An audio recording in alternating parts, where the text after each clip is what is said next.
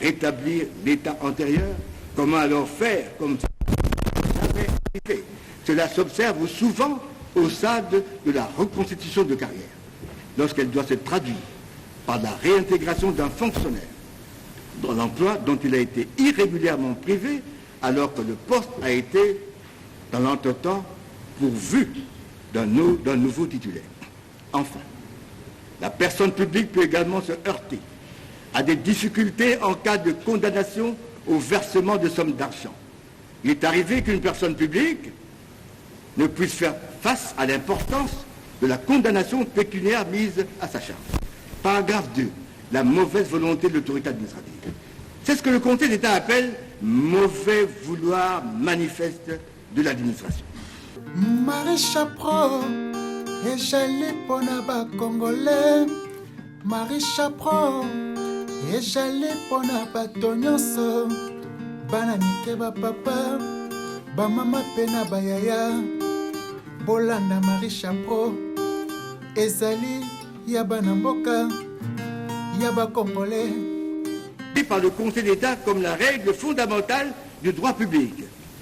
S'agissant de la formule exécutoire dont est revenu tout jugement ou arrêt du juge administratif, elle est ainsi libellée.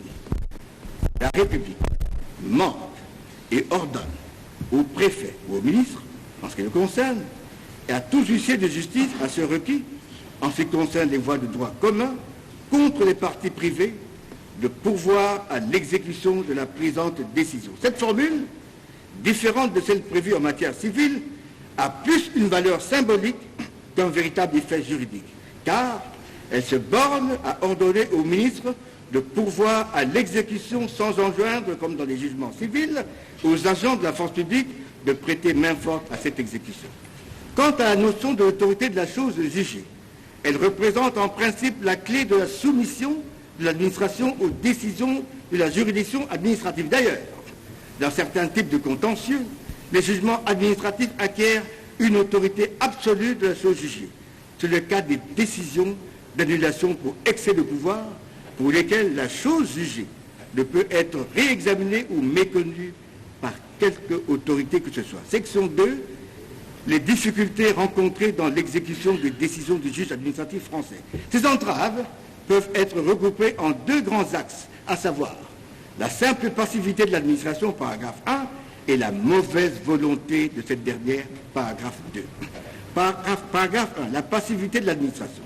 L'inertie de l'administration résulte souvent d'une simple lenteur dans l'exécution, point 1, mais aussi des difficultés sérieuses s'opposant à cette exécution, point 2. Point 1, la simple lenteur, le retard dans l'exécution constitue l'abus le plus fréquent commis par la personne publique, soit par simple négligence, soit par méconnaissance de ses obligations. Point 2, les difficultés sérieuses d'exécution. Ces difficultés se présentent surtout dans le domaine des conséquences, des annulations pour excès de pouvoir et du contentieux de la fonction publique en raison de la complexité des affaires en cause et alors même que l'administration est disposée à exécuter. En effet, l'acte administratif annulé a souvent déjà produit des effets de droit. Comment alors rétablir l'état antérieur? Comment alors faire comme ça jamais fait? Cela s'observe souvent au stade de la reconstitution de carrière, lorsqu'elle doit se traduire par la réintégration d'un fonctionnaire dans l'emploi dont il a été irrégulièrement privé alors que le poste a été, dans l'entretemps, pourvu d'un nouveau titulaire. Enfin, la personne publique peut également se heurter à des difficultés en cas de condamnation au versement de sommes d'argent. Il est arrivé qu'une personne publique ne puisse faire face à l'importance de la condamnation pécuniaire mise à sa charge. Paragraphe 2. La mauvaise volonté de l'autorité administrative. C'est ce que le Conseil d'État appelle mauvais vouloir manifeste de l'administration, qui se réalise soit en refusant, explicitement ou implicitement, d'exécuter la décision du juge administratif, point 1, soit en édictant un acte contraire à la chose jugée, point 2, soit enfin en passant par une validation législative, point 3. Point 1. Le refus de l'administration de se soumettre aux décisions de justice. Ce sont surtout les plus hautes autorités de l'État qui se rebellent contre les décisions juridictionnelles. À titre d'illustration, je cite le cas de l'affaire des automobiles Berliette, suite à l'arrêt du Conseil d'État, en France bien entendu, rendu le 22 juillet 1949, et celle du Canal, Robin et Godot, suite à l'arrêt du Conseil d'État du 19 octobre 1962, dans lesquels le gouvernement, dans son ensemble, s'est opposé à l'exécution d'une décision administrative. Point 2. L'édiction des mesures directement contraires à la chose jugée.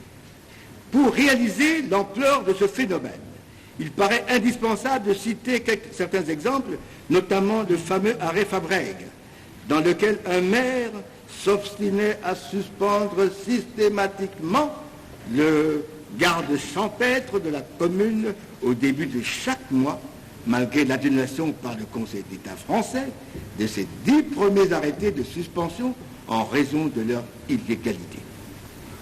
Un autre cas, aussi significatif, celui de l'affaire Dame Lamotte, où après l'annulation en 1942 d'une concession de terrain à un agriculteur, le préfet a réquisitionné le terrain au profit du même agriculteur.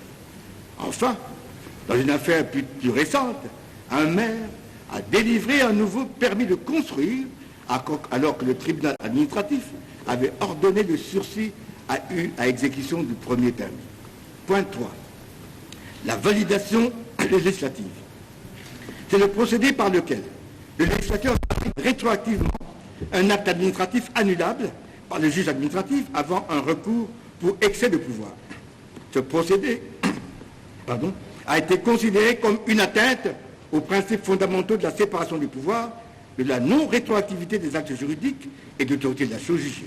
Il amoindrit le prestige et l'autorité du juge. Face à tous ces obstacles, il a fallu mettre en place des procédés pouvant assurer la soumission réelle et effective de l'administration. Section 3. Les procédures d'exécution des décisions du juge administratif. Il s'agit des mécanismes juridictionnels ou non permettant d'assister l'exécution paragraphe 1, voire de la contrainte de paragraphe 2. Paragraphe 1. Les procédures non contraignantes d'exécution ou d'exécution assistée.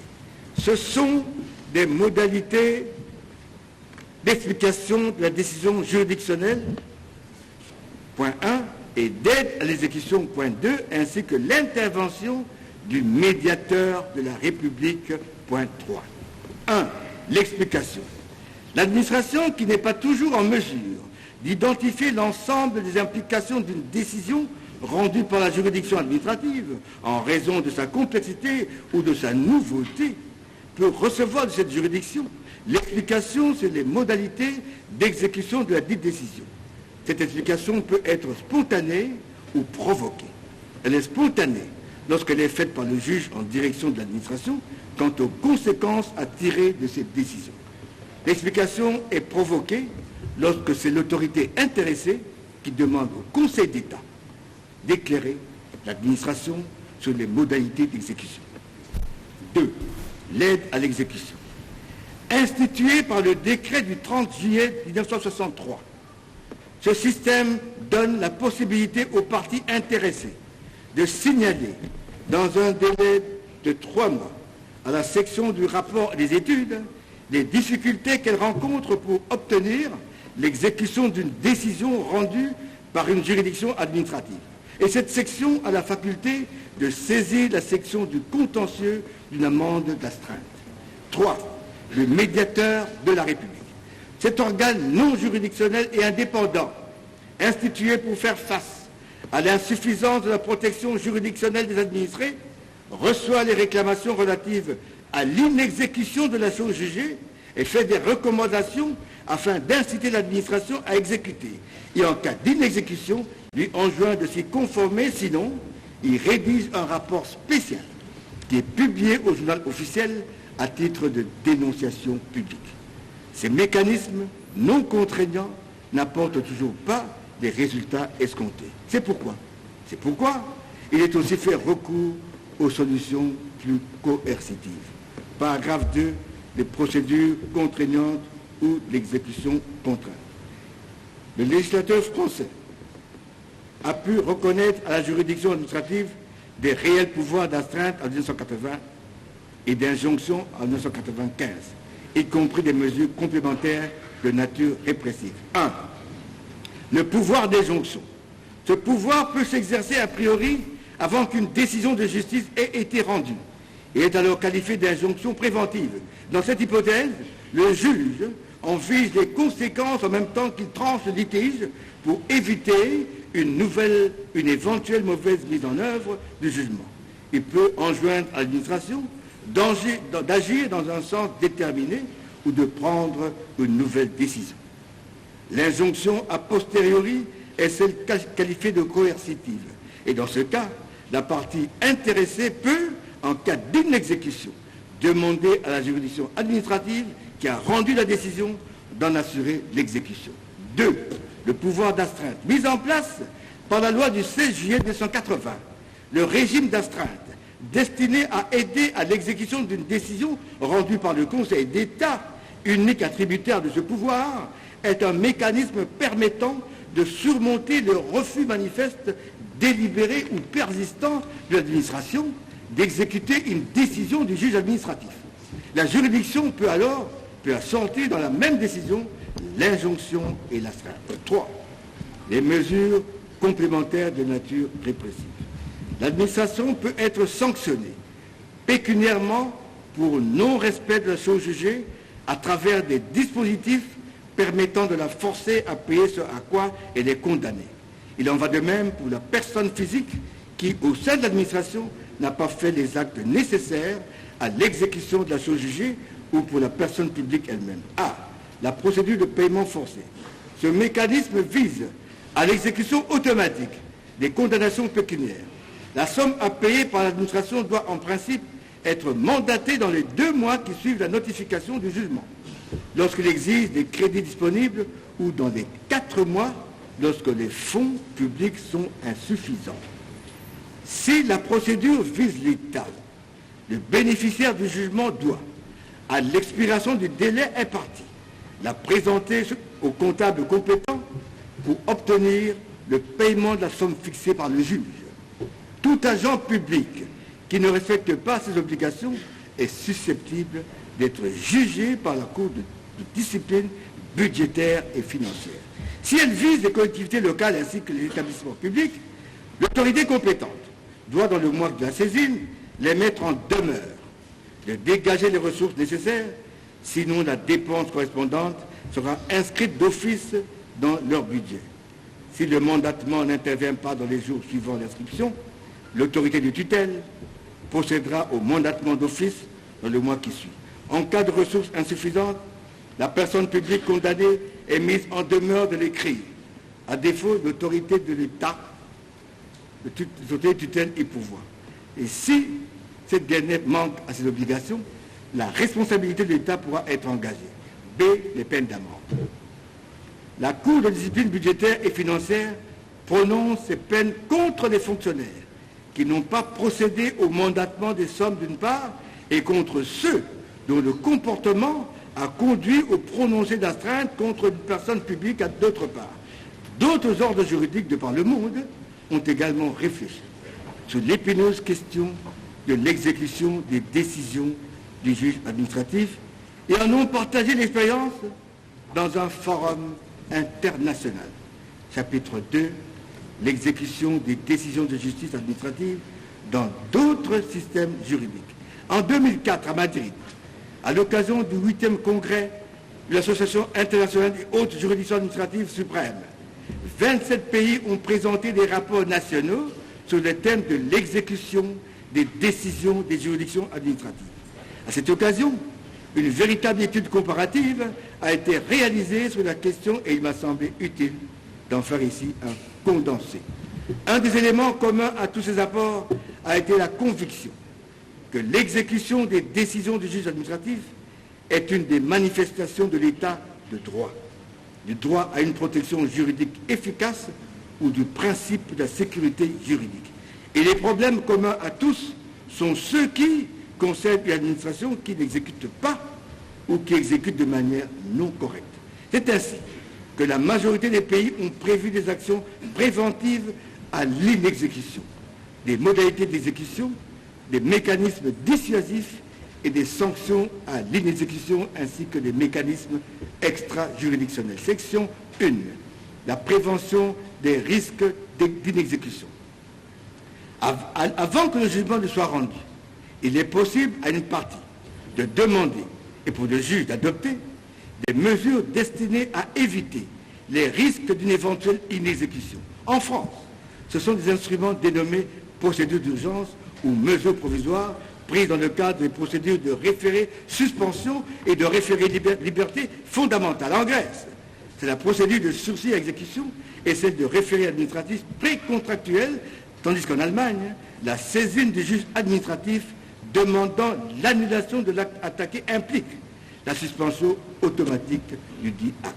Section 2, les modalités d'exécution. Paragraphe 1, l'organe chargé de l'exécution. En général, c'est l'administration qui est tenue d'exécuter la décision du juge, mais cela varie d'un ordre juridique à l'autre.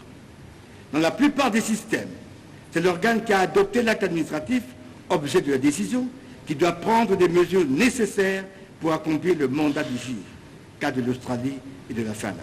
Mais ce principe n'est pas appliqué dans tous les systèmes juridiques. Les organes intervenants varient d'un système à l'autre, à un autre. C'est ainsi qu'au Congo-Brazzaville, on s'adresse au président de la République. En Côte d'Ivoire, au ministre de la Justice pour assurer l'exécution des décisions du juge administratif. Dans d'autres pays, comme en Espagne, l'exécution est assurée par le juge ou la juridiction qui a connu du fond de l'affaire ou simplement par la juridiction de premier degré et cas de l'Allemagne. Dans le système de la famille dite anglo-saxonne, des mécanismes pour exécuter les jugements en droit administratif ne diffèrent pas de ceux du droit pénal ou privé. Et dans ce système, ce sont les agents exécuteurs, distincts du juge et de l'administration, qui assurent l'exécution des décisions du juge administratif. Dans d'autres pays, comme l'Allemagne ou le Maroc, on renvoie au régime de la procédure civile. Dans les pays comme l'Italie ou le Luxembourg, certaines autorités sont spécialement instituées pour assurer l'exécution des décisions du juge administratif. Il s'agit du commissaire ad acta en Italie et du commissaire spécial au Luxembourg. Paragraphe 2, l'exécution directe par le juge. Certains systèmes juridiques reconnaissent au juge administratif le pouvoir d'exécuter directement certains de ces jugements qui ont un contenu clair. Le juge se substitue à l'administration en exécutant lui-même sa décision ou bien par l'intermédiaire des sujets désignés à cet effet. Et cette exécution directe paraît surprenante dans certains ordres juridiques à cause de la compréhension du principe de la séparation des pouvoirs. Paragraphe 3, les autres moyens d'exécution. Les moyens d'exécution varient aussi en fonction de la décision prise. Il peut s'agir de l'annulation des actes administratifs, de la condamnation de l'administration pour qu'elle agisse ou de sa condamnation au paiement d'une somme. 1. L'annulation des actes administratifs. Dans le cas où la décision annule l'acte attaqué, ce qui constitue le cas typique dans la jurisprudence, en principe, aucune difficulté ne se pose. Il suffit que l'administration n'agisse pas pour que la décision du juge soit respectée. C'est ce qu'on appelle en Belgique l'effet prohibitif de l'arrêt d'annulation. Au Mali, si, ne respectant pas l'autorité de la chose jugée de l'arrêt, l'administration exécute un acte annulé, cette action peut constituer une voie de fait. Le problème se pose dans le cas où un nouvel acte administratif est nécessaire en substitution de l'acte annulé. Il faut alors déterminer les mécanismes. Marie Chapro, ezali pona ba Congolais. Marie Chapro, ezali pona bato nyonso. Bana mike ba papa, ba mama pena ba yaya. Bolanda Marie Chapro, ezali ya bana mboka, ya ba Congolais. Bolanda